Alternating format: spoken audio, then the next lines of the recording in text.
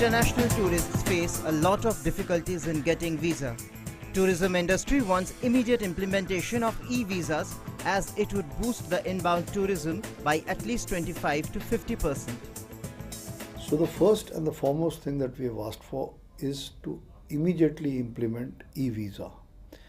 Now e-visa is one thing which does not cost much to implement, but it will more or less, if not give 100%, at least 25 to 50% increase in the inbound tourist arrivals. So the biggest problem right now, people who want to come to India, is getting an Indian visa. Now once this is made electronic, I think a big hurdle will be removed. The total inbound tourism accumulates to 7 million as compared to outbound, which is 15 million. In order to have a boost in the inbound tourism, the sector wants the finance minister to provide aviation turbine fuel at cheaper rates.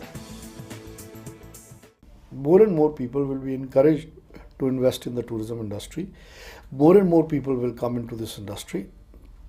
And with the relaxation of visas, it is going to bring another boom time for the Indian economy through tourism.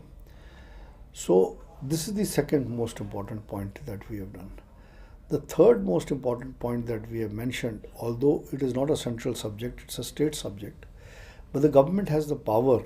I mean, the finance minister, I think, recently addressed all the state finance ministers, is the aviation turbine fuel.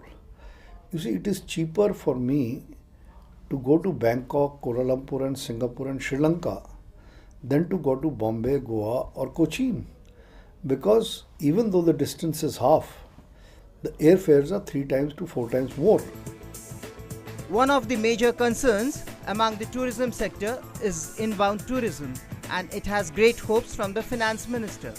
Tourism industry is expecting some special shops and packages. The sector wants a better coordination between the Ministry of Tourism and Ministry of Culture.